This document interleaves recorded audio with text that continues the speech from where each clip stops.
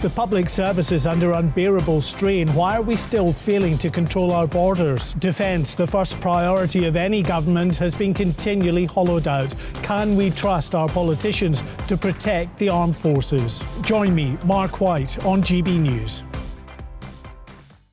We are GB News, right across the nation. You can get us on television, on radio, on digital. We're absolutely everywhere. Amazing! You see, amazing!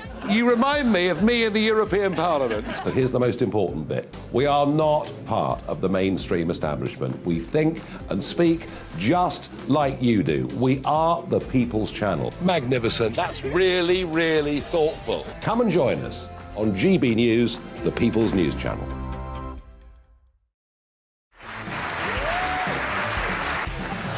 My name is Andrew Doyle.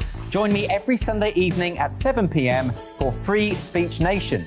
This is a show where we address current affairs and news stories of the week with the help of two wonderful comedian panellists. I brought in comics because I want to give it a lighter edge, and also they work for less.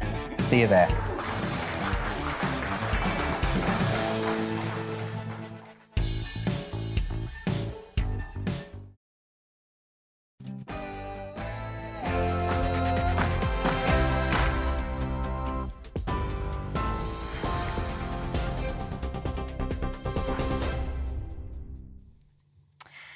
Good morning, I'm Tatiana Sanchez. This is the latest from the GB newsroom. A murder investigation is underway after a woman was shot and killed in a village pub on Merseyside late on Christmas Eve. She died from her injuries in hospital. 3 men were also taken to hospital with gunshot wounds after the incident at the Lighthouse Inn on the Wirral just before midnight, and a number of others are said to be injured in hospital. The area's MP, Dame Angela Eagle, described the incident as heartbreaking. Millions of people across the country will be tuning in today to watch King Charles give his first Christmas speech as monarch.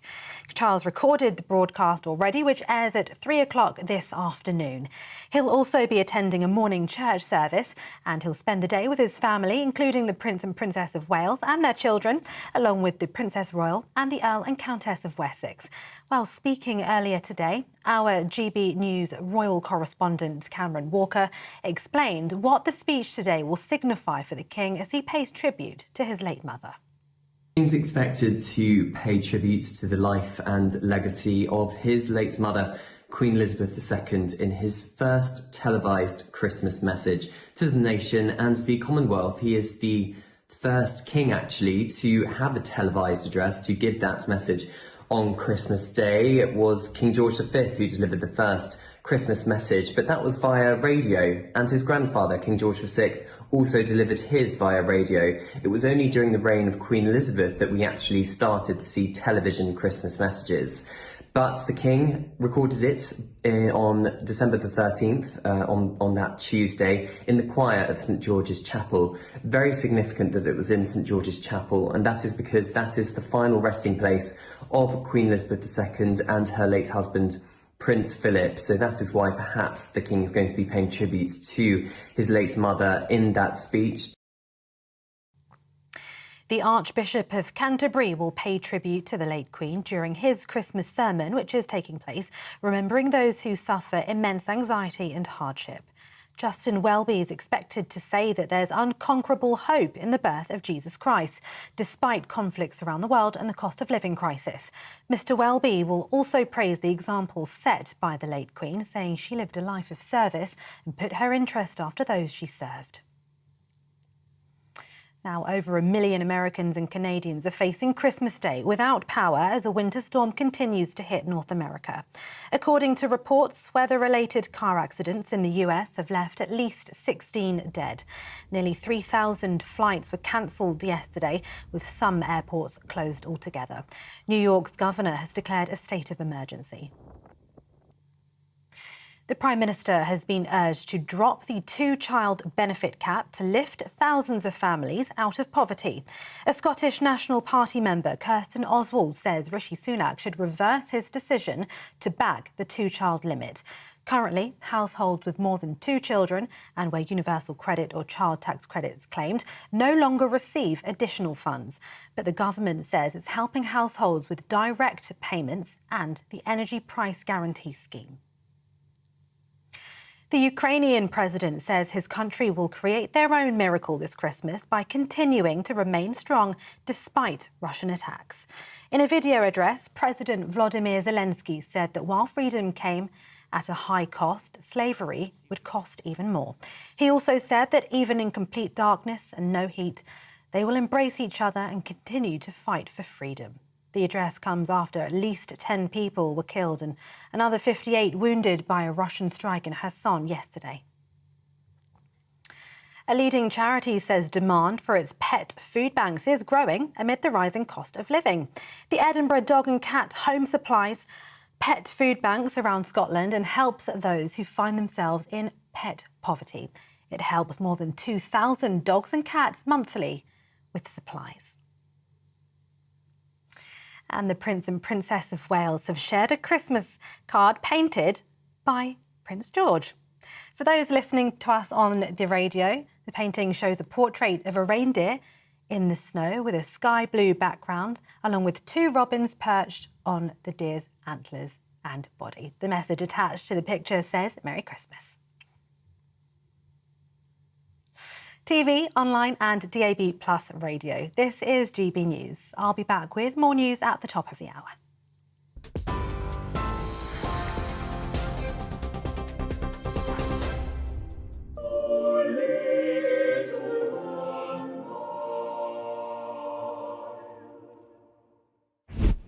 Feliz Navidad. Welcome to another GB News Christmas special. And it really is special this time of year. The Christmas period reminds us that we are still a Christian country, and regardless of whether we believe or not, this time of year we're reminded of our roots. Christmas unites people in this country of all faiths and none, as we spend time with friends and loved ones. The country slows down and we reflect on what's important to us. For many, it's time for family. The Christmas story is centered around the Holy Family, the Blessed Virgin Mary, who in her fiat showed us how to trust in God. Her husband, St. Joseph, the patron saint of fathers and expectant mothers, and of course the Christ child himself, who would eventually die for our sins. The Nativity story is one of mystery, drama, scandal, and hope. It's the greatest story ever told. God became man incarnate, truly God and truly man. But it's not an original story, it's actually a retelling from Genesis, the beginning of time. As St. John tells us in his Gospel, in the beginning was the Word, and the Word was with God, and the Word was God. In the Nativity, the Word became flesh. Jesus Christ is the living Word of God. Christmas is also a time for gifts, and God gave the world the gift of his only begotten Son. He gave us his Word so that we may have eternal life. There is no greater gift than that. So let us be thankful and rejoice in this message of hope. In the spirit of presence, may the favours of God's uncommon presence be yours this Christmas. We hope you enjoy the programme. God bless and Merry Christmas.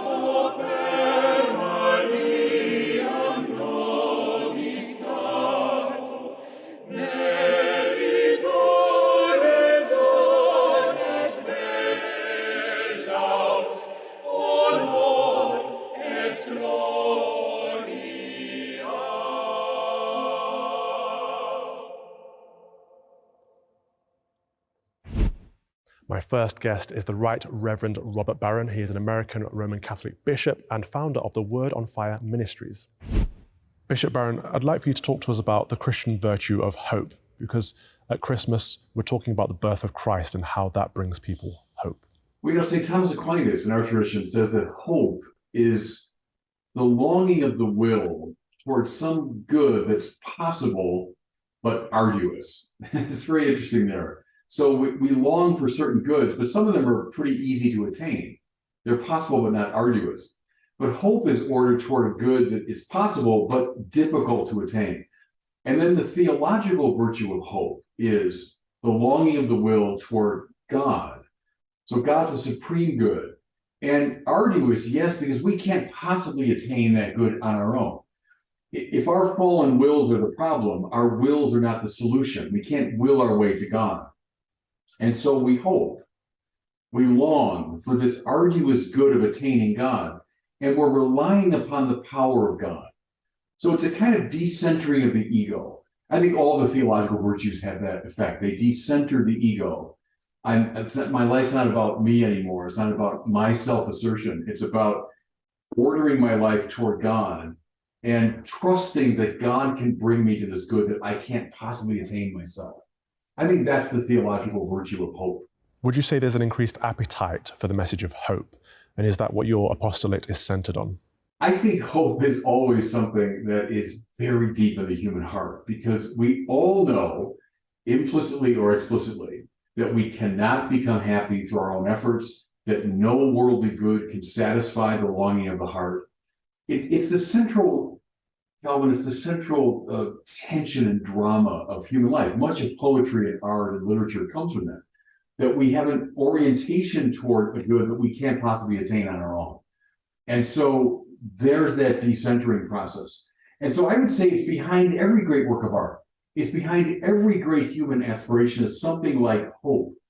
Because if life is just nothing but grim finality and grim darkness, why would you bother producing a work of art? So even someone that says, look, I'm an atheist, but yet they produce works of art, that's coming from some very deep place in us. That's the longing for a fulfillment that we cannot attain on our own. And to live in that paradoxical space, that's the space of hope. And it's where deep down we all want to live and all need to live. We've seen a number of high-profile conversions to Catholicism this year. Shia LaBeouf was one of them. He talked about forgiveness in his interview with you. Could you elaborate on that a little bit? That's part of the breakthrough of grace in his case, I think, was feeling forgiven, despite what he admitted were all sorts of sins and dysfunction in his life. But through the mediation of some wonderful people, and I knew them personally, these Capuchin friars out in California, through the mediation of those good brothers, he found the divine forgiveness. And that's what salvation consists in, allowing ourselves to be found. That's something I talk about a lot, that you talk about too, I think, is the Bible. It's not the story of our quest for God. I mean, that's in all the spirituality of the world, and every book on the shelf in the bookstores is about the human quest for God. The Bible is not about that. It is not about our quest for God. It's God relentlessly coming after us, seeking us. And so the virtue of hope, if you want, is that just the opening of the heart to allow oneself to be forgiven. Accepting the fact that we've been accepted, even though we're unacceptable. That might be a way to state that. And I do think you're right that Shia LaBeouf found that. And that's what salvation really consists of. I think a lot of younger people can relate to that message. And it seems to me that beauty is attracting people to the church. We're filming in one of the most beautiful churches in the country. And of course, the Transcendental's beauty in particular is supposed to direct our gaze to something greater than ourselves, to direct our gaze towards God. Is that not the case? All three function that way, the truth and the good and beauty. But I think especially today, the beautiful has a special power, because we're resistant to true and good. We're very postmodern, very relativistic, and so we tend to be, hey, don't tell me what to think or what to do. But the beautiful just kind of shines. There it is. Just look at that Van Gogh picture. Just look at the Sainte Chapelle, and it awakens that longing. The wings begin to expand. It's like you can't help it. And so the number of people who have been converted over the centuries by beautiful places and things, I think is very interesting. A place like Chartres Cathedral, which is my favorite location on planet Earth, I think. The evangelical power of a place like that, because it's God beginning the awakening of the soul. And that's where like hope comes in again too. You know, hope is it ordering toward this arduous good that we can't attain. The arduous good in question being the transcendent union with God. And so beauty is indeed tied to hope. Your Excellency, thank you very much for joining us. Merry Christmas. That was Bishop Barron. My next guest is Dr. Gavin Ashenden, a Roman Catholic convert, former chaplain to Her late Majesty the Queen. Dr. Ashenden, we have a war in Europe. Politics is in turmoil. We're in the midst of a cost of living crisis. A lot of people aren't necessarily feeling very hopeful right now. A lot of people aren't even Christian. Why should they feel hopeful at Christmas? Well, I think there are two stories going on, aren't there? There's always a public and international and social story. And to tell you the truth, for most of history, it's been pretty bleak. Something gets into human beings that makes them pretty aggressive with one another. But there's a more intimate and human story. And the wonderful thing about Christmas is that our own personal story can get changed. It gets changed because in asking where we came from, we discover God made us, God loves us, God keeps us, and God wants to change our lives. So the real hope is that our lives get touched and changed, and they can be. Also, a lot of people don't go to church normally on a Sunday. Why should they turn up to church, especially for Christmas? Well, it's a bit, the image I always have of human beings is rather a silly one, but it's like a plug outside a socket. We all live off electricity anyway, so you need to plug yourself into the source of the power and the energy. And surprisingly enough, that's what churches are. They're the socket. We go there to attach ourselves to God, to allow God to put part of himself into us. You can do it a bit at home, and it's not wholly unsuccessful, but you might as well go where the juice is most powerful. I like the analogy. Right now, we're in one of the most beautiful churches in the country, famous for the traditional Latin Mass. A lot of young people seem to be attracted to traditional Christian worship and traditional Latin Masses. Why do you think that might be? Well, I think it's because for about between 50 and 100 years, it's been a slow cultural change. We've been dumbing down. Human beings have two capacities inside. We like both intimacy and awe. And for quite a long time, the 19th century particularly, was a period of awe, and people got fed up with it, and they wanted intimacy. And so therapy, entertainment, romantic love, that's all the stuff of intimacy, but a bit like sugar, you can get a bit too much of it and grow fat. And people have begun to realize they're missing awe. They want, and I think that's where God comes in. God comes both as intimacy, because Jesus, no aspect of God is more intimate than Jesus, but he comes as awe as well. And the great danger with religion is it can turn into entertainment. So people are quite rightly suspicious of that, and they need a bit of awe in their life. And somewhere like this, and particularly in the Latin Mass, and I have to say the Catholic Church, that's where it's to be found at its highest octane. Now, the Queen died this year, and in her last address, she spoke about her bedrock of faith and how that was important to her. Do you think it's important for us to remember and recognize our Christian roots as a nation? It's a very complicated question, because we live poised between the possibility of a presidency and a monarchy. And one of the things that monarchy does is it keeps the presidents out. And that's important because they deal in only power. And the interesting thing about a monarchy is it's riddled with Christianity. Which means it's riddled with hope and love and forgiveness and compassion as part of its DNA. It would be a very odd thing indeed if a monarch didn't have Christian faith. With Christian faith, it makes sense of the whole thing. And I think that's one of the reasons why the Queen was so deeply loved and revered. It was an intuitive thing as much as an aesthetic thing and a political thing. It's absolutely essential that the monarch in this country has a Christian faith in order to validate the concept of monarchy. Well, that leads me to the next question, which was how important was faith to Her Majesty, and how important is it to the King? She was taught to pray by her parents. All parents teach your children to pray. They need it. It's a way of giving them a firm foundation. Her life, too, experienced a number of very serious crises. There was one point, I'm sure everyone remembers, when the monarchy nearly fell apart under her leadership. You can't take anything for granted. The way in which she prayed to God, related to God, experienced God. She had a great relationship with Dr. Billy Graham, who came across to evangelize the English in the 1970s, much to their surprise and horror. She was very switched on with God. It was one of the reasons, I think, why her eyes twinkled and she smiled so broadly, and people responded by loving her. It was very important. You can see when someone's plugged into God. They twinkle. Amen. Thank you very much. The birth of Jesus foretold. And in the 6th month the angel Gabriel was sent from God unto a city of Galilee named Nazareth, to a virgin espoused to a man whose name was Joseph of the house of David, and the virgin's name was Mary. And the angel came unto her and said, Hail, thou that art highly favoured, the Lord is with thee. Blessed art thou among women. And when she saw him, she was troubled at his saying, and cast in her mind what manner of salutation this should be. And the angel said unto her, Fear not, Mary, for thou hast found favour with God. And behold, you shalt conceive in thy womb, and bring forth a son, and shalt his name be Jesus.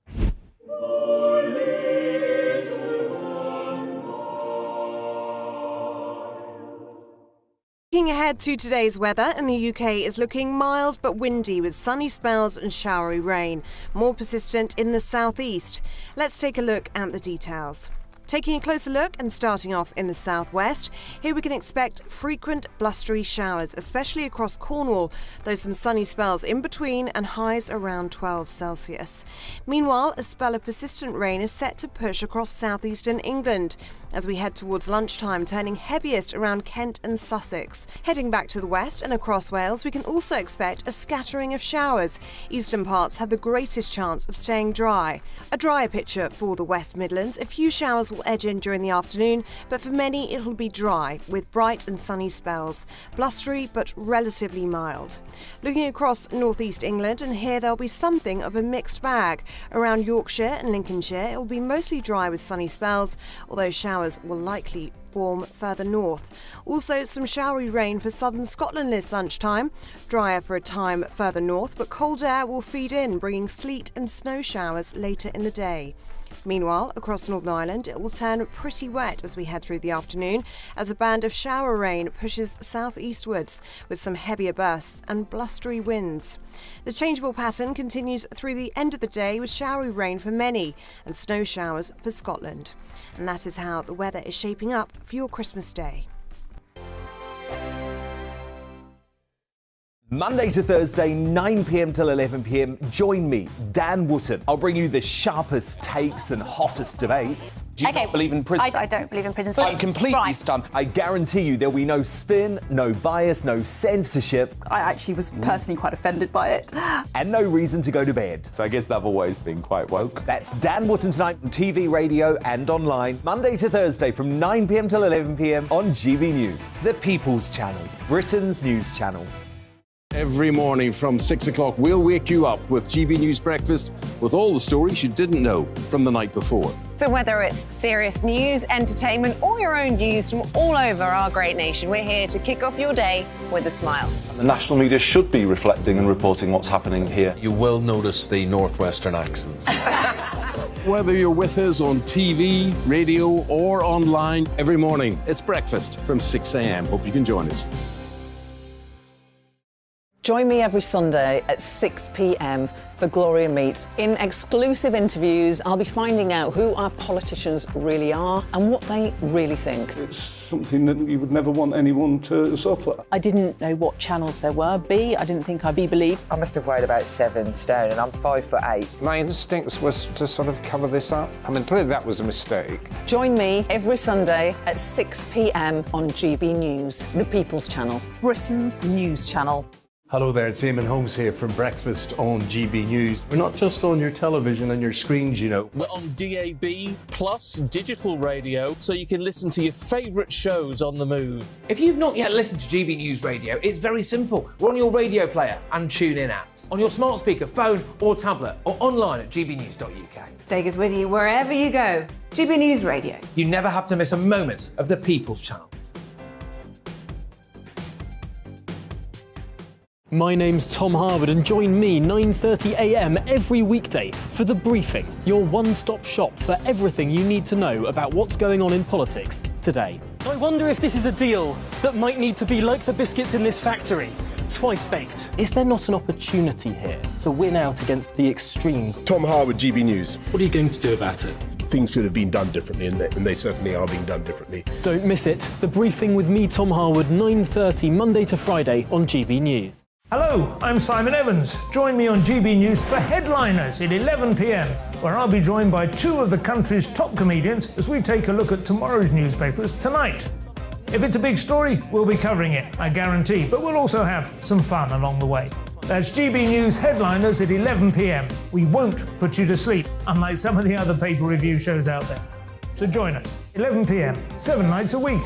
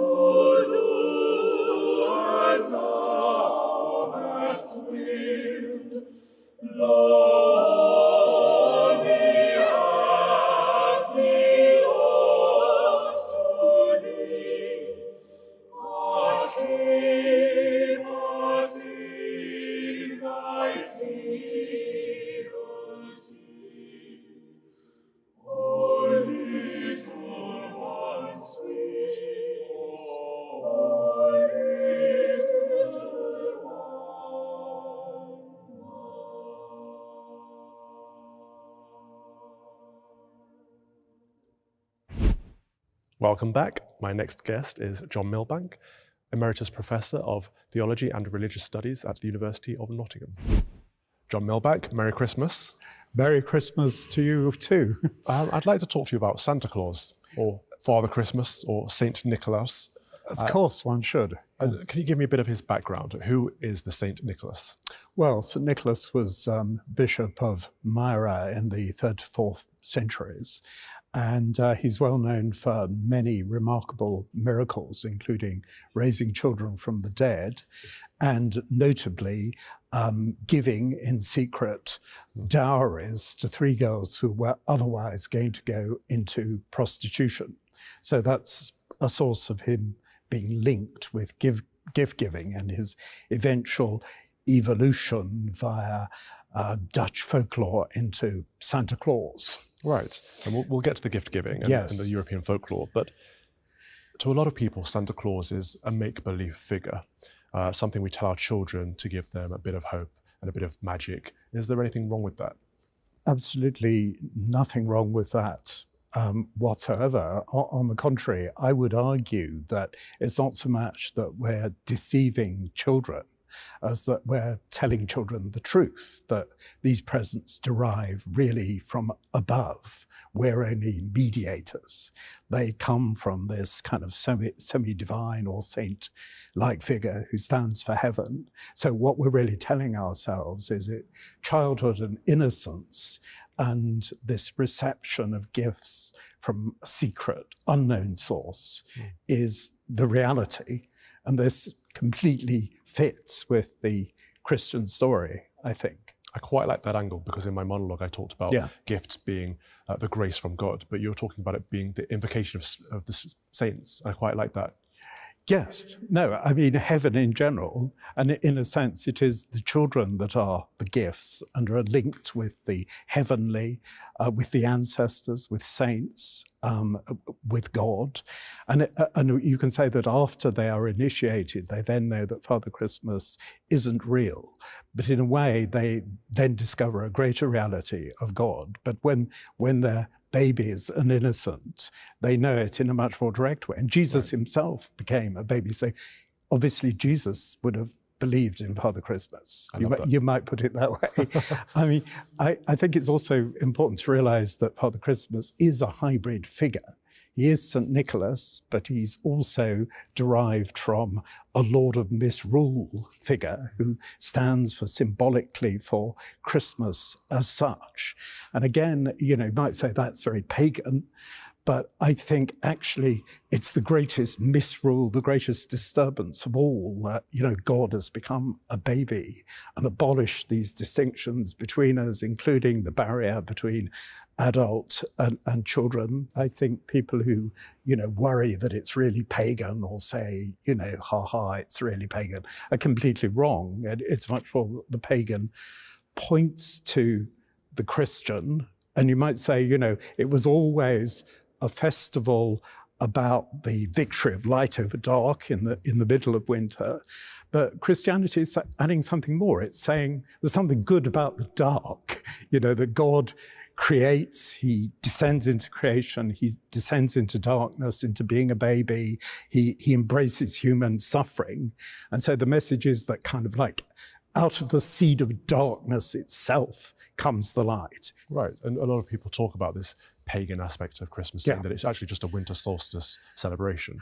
Yeah, well, that's garbage, and in fact, it's inherently linked, to the date of the conception of Christ, and that may have come first.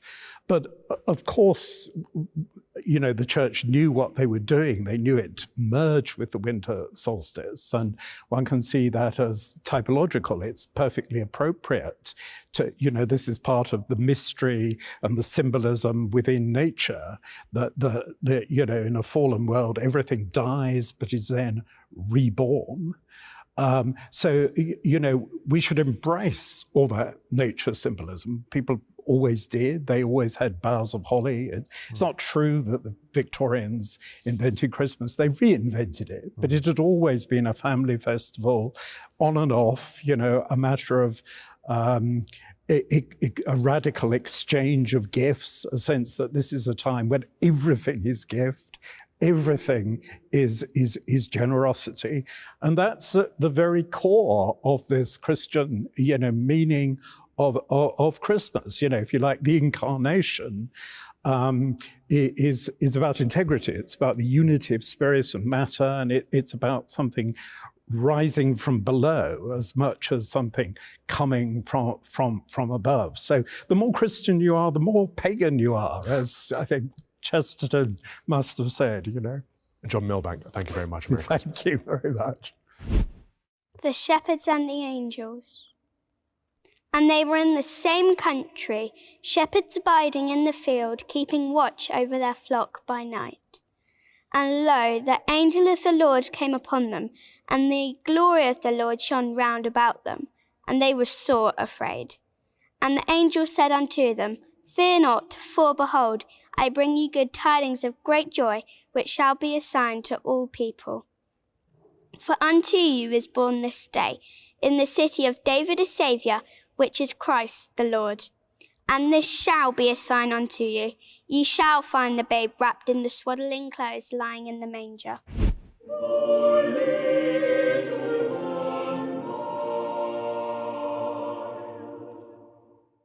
Join me every Sunday at 6 p.m. for Gloria Meets. In exclusive interviews, I'll be finding out who our politicians really are and what they really think. It's something that you would never want anyone to suffer. I didn't know what channels there were. B, I didn't think I'd be believed. I must have weighed about 7 stone and I'm 5'8". My instincts was to sort of cover this up. I mean, clearly that was a mistake. Join me every Sunday at 6 p.m. on GB News, the People's Channel. Britain's news channel.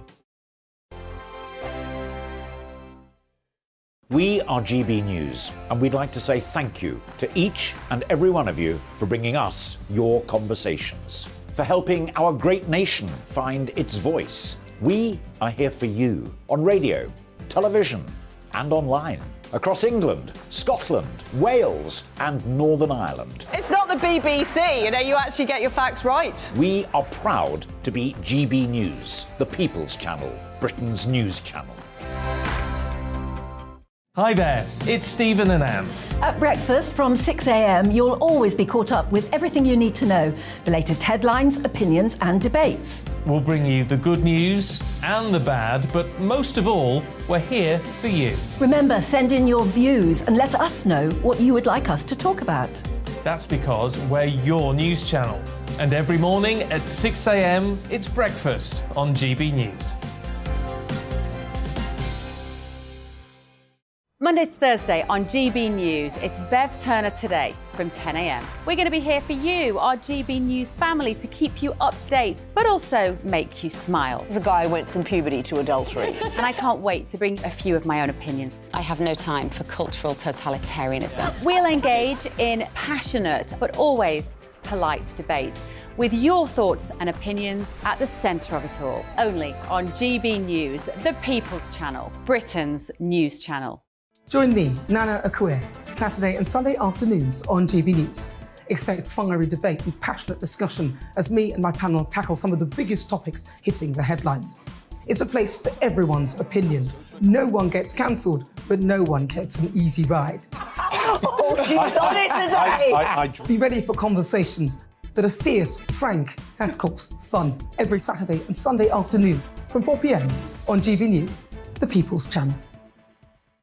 Join my show Farage, 7 p.m. till 8 p.m. Monday through Thursday, and there you will get opinion, analysis, debate, and I'll cover stories that nobody else dares to touch. You've been cancelled. Join the club. Oh my goodness me! And then for the last 15 minutes, talking pints. We're over a drink. We have a civilised conversation with someone. We very often disagree, but we do it in a grown-up way. Come and join me on Farage. We are GB News, the People's Channel. And right across the United Kingdom. You can find us on Sky Channel 512. Virgin Media Channel 604. Freesat Channel 216. Freeview Channel 236. And YouView Channel 236. You can also take us with you on DAB Plus Radio. With the GB News app and at the website gbnews.uk. We're absolutely everywhere. Come join us on GB News, the People's Channel, Britain's news channel.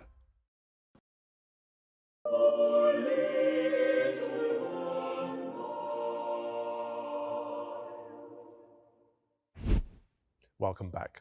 My next guest is Rod Dreher, American writer and senior editor of the American Conservative magazine.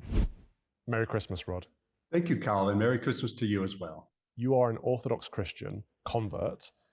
In what ways do you celebrate Christmas differently now to what you did before? Orthodox Christians follow a fast, a fairly strict fast in the weeks leading up to the Nativity. So from mid-November, we have been fasting from meat and fasting from dairy. This is such an important thing for me spiritually because it taught me that in order to prepare for the birth of Christ and the joy of the birth of Christ, we needed to be waiting with sacrifice. Before, I celebrated Christmas like everybody else does in my culture. You know, it's a whole month of feasting on candies and cakes and hot chocolate, things like that. And that's all fine. But when I became Orthodox and suddenly had to spend the month of December fasting, it made the joy of Christmas and the 12 days of Christmas afterwards, all that much more intense and meaningful. It helped me understand that there is a reason that the Christmas is a feast. You can't really understand the meaning of the feast without having fasted first. Learning how to celebrate it in the traditional way, and perhaps Anglicans do this as well, really opened up my heart and my mind to the real beauty of Christmas, and beyond the beauty, the deep meaning of Christmas and of the sacred time of Christmas. You know, Orthodox Christians, like traditional Christians in other liturgical churches, we consecrate and hallow time in a special way, a way that has been forgotten in this post-Christian culture. It's a really countercultural thing, and it has helped me so much in my own walk with Christ to learn how to do this and to learn how, frankly, how to observe the season as our ancestors from generations upon generations ago did. I like the idea of demonstrating sacred time at Christmas. Are there any other intricacies into how you celebrate Christmas as a family or celebrate it personally? Well, Calvin, this year is going to be a pretty tragic Christmas for me. I'm sorry to say that earlier this year, my wife filed for divorce, and it's a painful thing. I'm now living in Europe. My family is on the other side of the ocean. My older son is going to fly over to spend Christmas with me. And we are going to be meditating on loss, frankly. My son and I will be surrounded by friends, thank God, good Christian friends. We will go to church, but we will also hold fast to the truth that Christ is here, Christ is born, Christ must be glorified in our lives. And we will pray also for a better year to come. I should say also, Calvin, that you know, this year has taught me, this year of loss has taught me the meaning of suffering, and that for all Christians, suffering is part of our lives. It's not something to be afraid of, certainly not something to be sought, but God is present with us even as we suffer. When I went to Bethlehem earlier this year, I was also shown something that most pilgrims to Bethlehem don't get to see.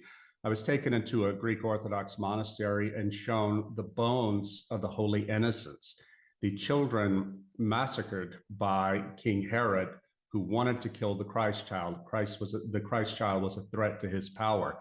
I asked the woman showing me this, I said, how do we know these are the Holy Innocents' bones? And she said that they were discovered when St. Helena came there in the 4th century. So whether they're the bones of the Holy Innocents or not, they're the bones of children, and they help us understand that even joy is not unmixed. It also comes with great suffering. My son and I are living through that this year with the dissolution of our family, but it doesn't dim the joy, but rather it deepens it and makes it more intense. And I am not giving up in any way on the joy of Christmas.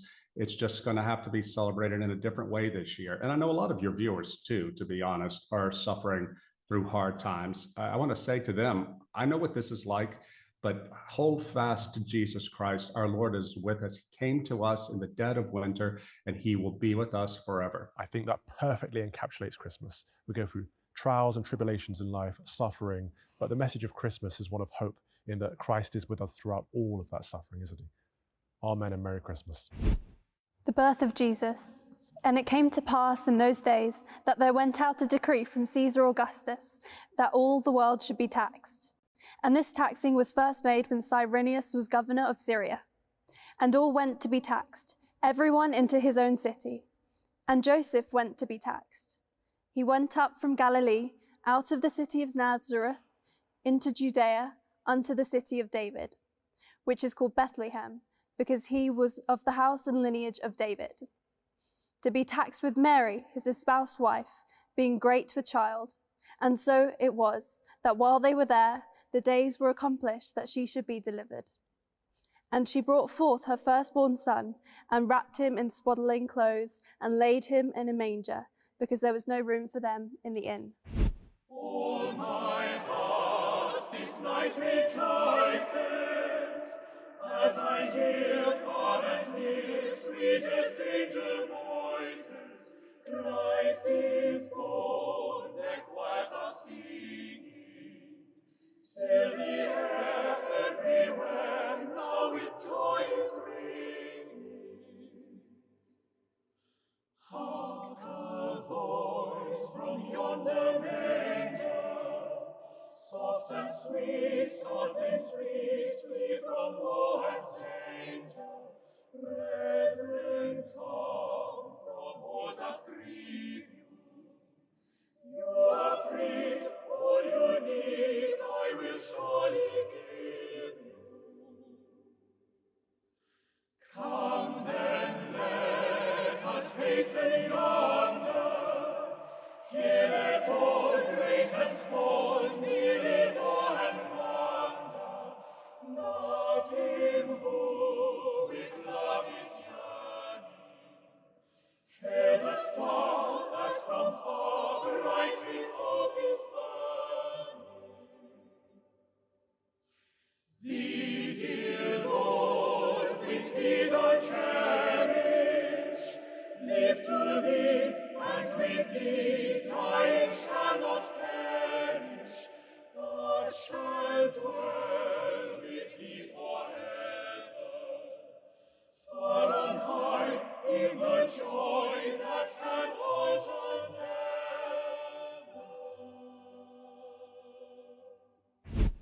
My next guest is Sir Desmond Swayne, Conservative politician and Anglican. Sir Desmond, you became somewhat of a hero during the lockdowns. Did your faith impact your politics and your decisions at the time? I think so. I think they inform my politics at all times, in that, I have certain values which I believe are biblically based. I don't test particular political decisions for theological soundness. It's just that I have values which I believe are biblically based, and I will pursue issues and causes and behave in a certain way because I have those views. In terms of lockdown, I felt very strongly that people should not be prevented from having the sacraments of the church and be able to go to church and be able to exercise individual liberty and make an assessment for themselves as to what risks they were prepared to take. Personal responsibility, what an old-fashioned thought. You mentioned the importance of individual liberty, and that was one of your calls to campaign throughout the lockdowns and throughout the pandemic, but people seem to use it as a derogatory term these days. Why do you think that might be? Well, I think certainly in the sense of lockdown, you know, there's a collective good and a collective view. And if your liberty is out spreading the disease, then I can understand people saying, well, your liberty is less important than the common good. And I think there's a question of balance to be had. If I thought that my liberties were making the situation worse and spreading the disease, then I would have taken a different view. I think that I was underwhelmed by the medical evidence and the case for lockdown that was put to us. I think it was a disaster. I think it did vastly more harm than it would otherwise have done. But hey, if the disease had been killing young people, had been killing children, I might have taken a different view. If it's just the way that things came about and fell out. Ultimately, I would always prize individual liberty over the collective good, but clearly there has to be some balance between those two. And we now know that you are on the right side of this in terms of the scientific data backs your argument. How are you showing forgiveness to people who were wrong and demonized you at the time? Well, frankly, it's water off a duck's back. The reality is, if you're in politics, you have to have a thick skin because people will always put the worst possible interpretation on your actions and denounce you for all sorts of things that you've not done or not said. I haven't been. I know that some politicians keep a little notebook of all the people they need to get back at, but I'm immune from that. I'm a Christian. I believe in forgiveness. Your party seems to be split at the moment between liberal conservatives and social conservatives. Where would you fall within that bracket? Well, I've moved between the two seamlessly and been in one camp for some time and then the other and moved back again. There's a difficulty there in the sense that the Conservative Party has a tradition for order and tradition itself, and equally something that we imported largely from the Whigs and from the National Liberals, a much more liberal attitude. And I'm afraid, I'm probably like most colleagues, it's difficult to pin me down. I move between the two. Right. The reason I ask is because I think within the church, we're seeing younger people more attracted to tradition, such as the beautiful setting we're filming in today.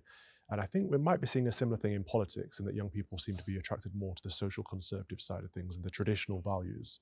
Are you seeing this?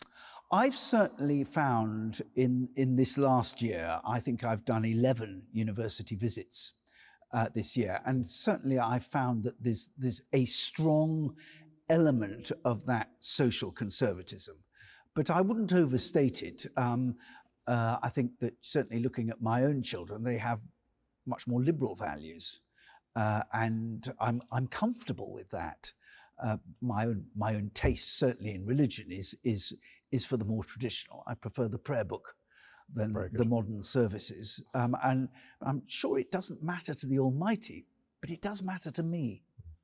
Well, you came to our college, St. Stephen's House. I won't ask you where we fell on the social divide. In terms of Christmas, where do you get hope? Those that wait upon the Lord shall renew their strength. They shall run and not grow weary. It's only in a belief in an eternal power outside yourself that informs you with the hope that things will get better. But ultimately, your salvation is in the hands of God, and that provides a reassurance which cannot exist for people who do not believe that, and they have a much more weary existence simply because they don't have that hope to hold on to. Now, Marx called it an opiate, and we need this opiate just to get us through the misery of this life.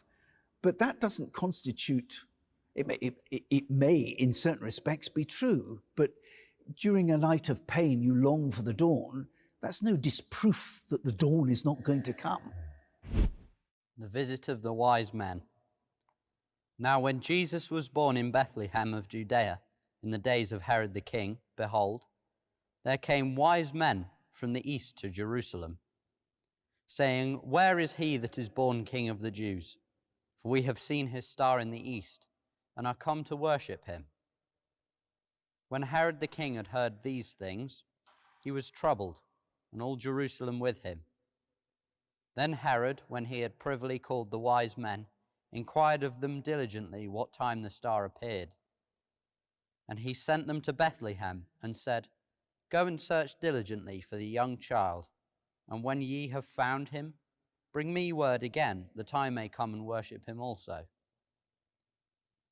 When they had heard the king, they departed.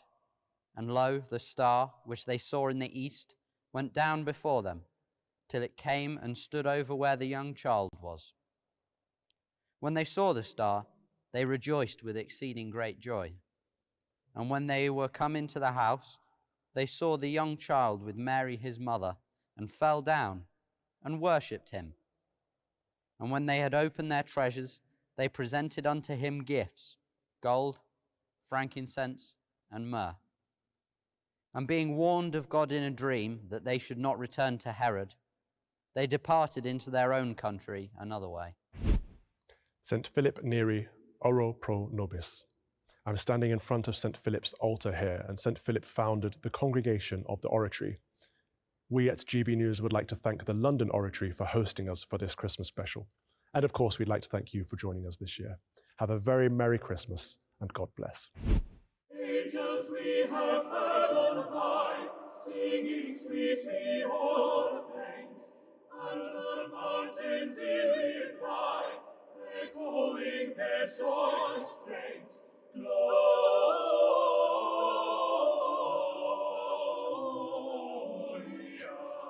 in excelsis Deo, Gloria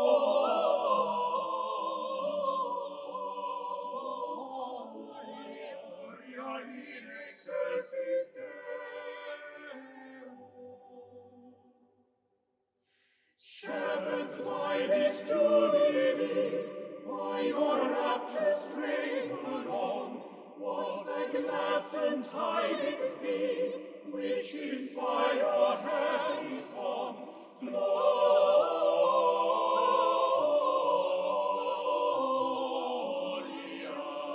in excelsis Deo, Gloria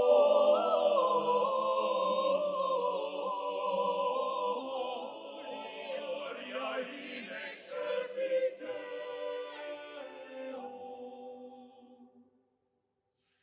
Come to Bethlehem and see him whose birth the ages sing. Come adore on bended knee Christ the Lord, the newborn King. Gloria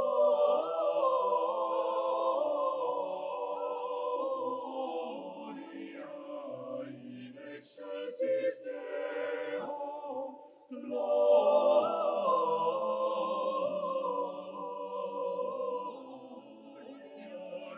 in excelsis Deo.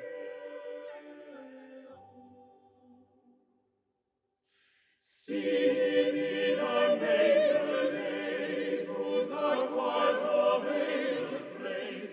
Mary, Joseph, lend your aid, while our hearts in love we raise.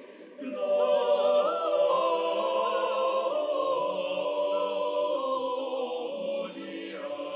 in excelsis Deo, Gloria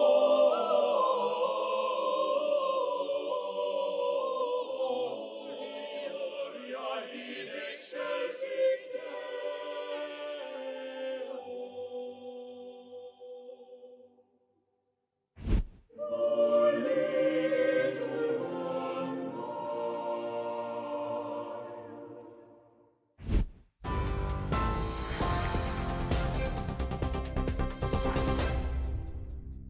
Looking ahead to today's weather, in the UK is looking mild but windy with sunny spells and showery rain, more persistent in the southeast.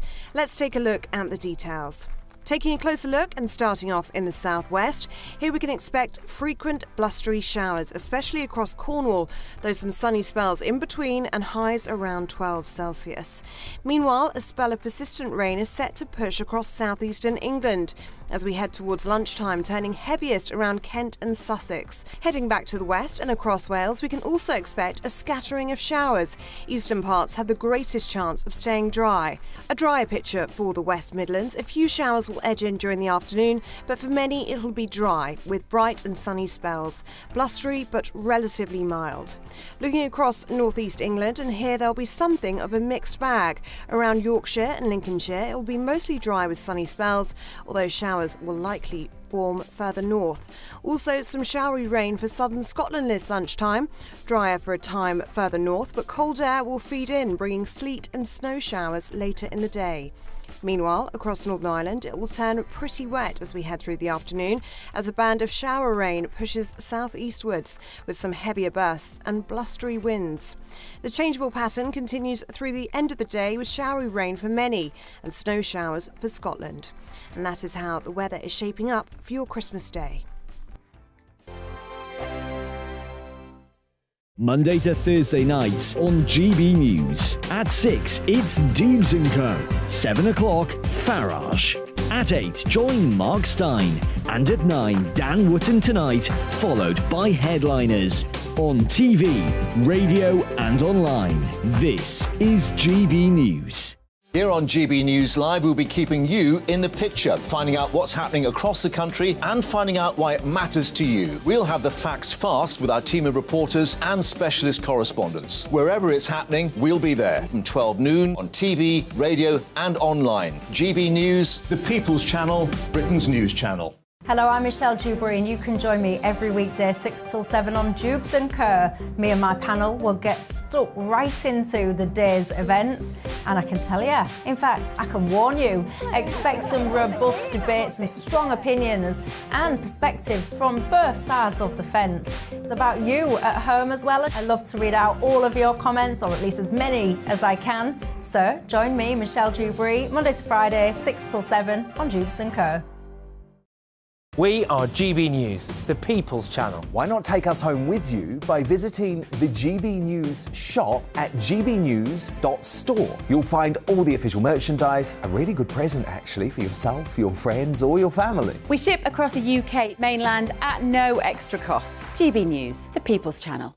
I'm Mark White. As GB News Home and Security Editor, I cover those key issues that are so important to you. Our authorities, our communities doing all they can to combat violent crime. With the public services under unbearable strain, why are we still failing to control our borders? Defence, the first priority of any government, has been continually hollowed out. Can we trust our politicians to protect the armed forces? Join me, Mark White, on GB News.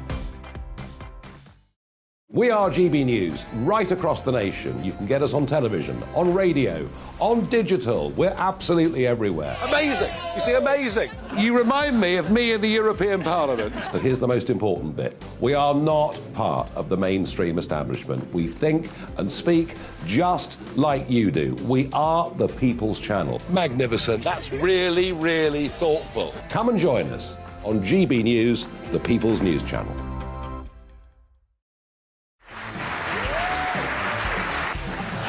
My name is Andrew Doyle. Join me every Sunday evening at 7 p.m. for Free Speech Nation.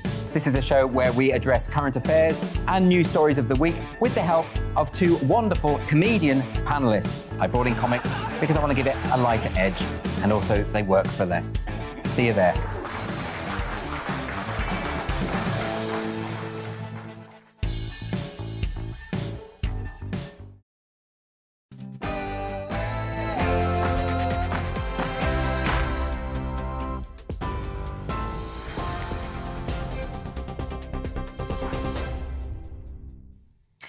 Good afternoon, I'm Tatiana Sanchez in the GB newsroom. A murder investigation is underway after a woman was shot and killed in a village pub on Merseyside late on Christmas Eve. She died from her injuries in hospital. 3 men were also taken to hospital with gunshot wounds after the incident at the Lighthouse Inn on the Wirral just before midnight, and a number of others are said to be injured. The area's MP, Dame Angela Eagle, described the incident as heartbreaking. Millions of people across the country will be tuning in today to watch King Charles give his first Christmas speech as monarch. Charles recorded the broadcast, which airs at 3 o'clock this afternoon.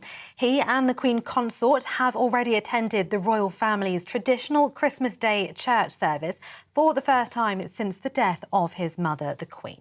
They were joined by the Prince and Princess of Wales and their children.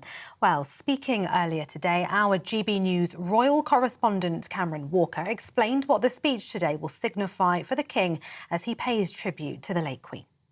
King's expected to pay tribute to the life and legacy of his late mother, Queen Elizabeth II, in his first televised Christmas message to the nation and the Commonwealth. He is the first king, actually, to have a televised address, to give that message on Christmas Day. It was King George V who delivered the first Christmas message, but that was via radio, and his grandfather, King George VI, also delivered his via radio. It was only during the reign of Queen Elizabeth that we actually started to see television Christmas messages. But the King recorded it on December the 13th, on that Tuesday, in the choir of St George's Chapel. Very significant that it was in St George's Chapel, and that is because that is the final resting place of Queen Elizabeth II and her late husband, Prince Philip. So that is why perhaps the King is going to be paying tribute to his late mother in that speech. The Archbishop of Canterbury is giving his Christmas sermon, paying tribute to the late Queen and remembering those who suffer immense anxiety and hardship. Justin Welby will say there's unconquerable hope in the birth of Jesus Christ. That's despite conflicts around the world and the cost of living crisis.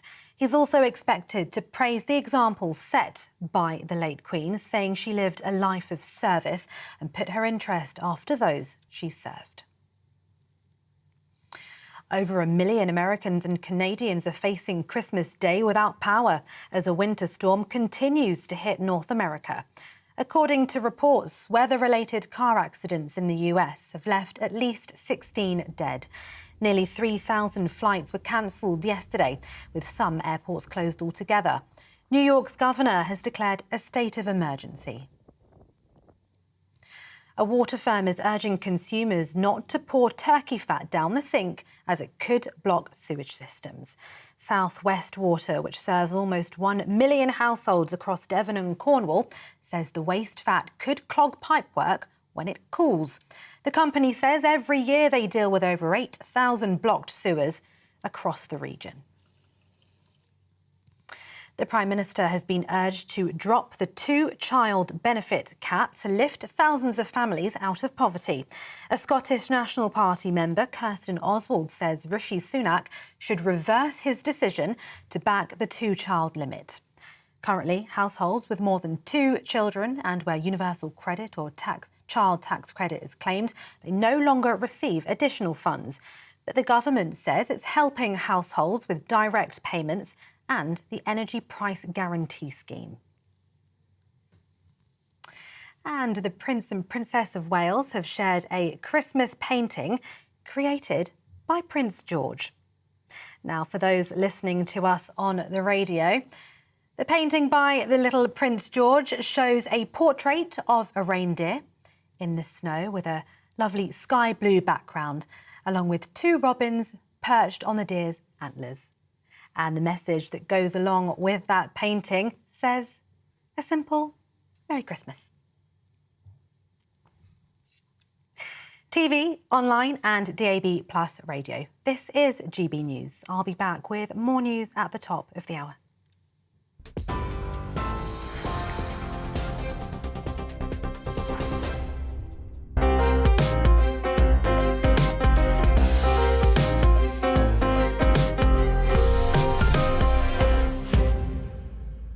This year marks 70 years since the death of Evita Peron from cancer, aged just 33. She was the glamorous wife of Argentine President Juan Domingo Perón, and she had risen from poverty through fame as an actress to become a huge political force alongside her husband. She was given a state funeral and is still revered in Argentina. In the 1970s, Tim Rice became fascinated by her and worked out the concept for a musical, which would become the smash hit Evita, with music by Andrew Lloyd Webber. One commentator wrote this: Evita Peron symbolises certain naive but effective beliefs, the hope for a better world, a life sacrificed on the altar of the disinherited, the humiliated, and the poor of the earth. They are myths which somehow reproduce the image of Christ. Well, was that the attraction to the writers? Sir Tim is with me now. Lovely to see you. Good morning. Very nice to be here. You've probably told the story many, many times before, but tell me how you first thought of writing about Evita. Well, I first heard of Evita Peron when I was about 9, because she was on the Argentine stamps, and the Argentine stamps featuring an attractive woman. It was quite unusual in those days to have any country doing that. And I kind of forgot about her for the next 20 years, or not quite 20, 15 years. And then I heard a radio programme about her by chance on Radio 4. And I suddenly thought, Evita Peron, I know a little bit about her. Nobody knew anything about her in this country as far as I could see at that time. And the more I listened to the programme, I listened to the repeat, because I only caught the end of it in my car. And I then got hold of a TV documentary about her and tried to research as much as I could. And the more I researched, the more I became fascinated by this woman who, as you described, was a working class, illegitimate daughter of a working class family, and rose to become the most powerful woman in Argentina. And it's an amazing story. And she died aged only 33, and as you say, is still revered. So it had all the ingredients, really. Well, yes and no. I mean, this is where your genius is, because you've said that no one had heard of her, meaning no one in Europe and no one particularly in the United States, where your musical was likely to play and be popular. And also, to the extent that anybody did know anything about her, she'd been to visit General Franco in Spain. And so she was at least linked with fascism. And by the way, just to remind ourselves, you were doing this in the mid-1970s. General Franco only died in 1975. Salazar in Portugal, what, 76, 70, I can't remember, around that period. Yes. So actually, we still had fascism in Europe. How did you take the leap to think that you could do a musical about a woman who was thought to be fascist, and that was probably the only thing we knew about her? Well, we were criticised before we'd even let the show loose on the world for writing about something that nobody knew anything about, whereas that was why it would not work. And our previous show, Jesus Christ Superstar, we were criticised because everybody knew the story. So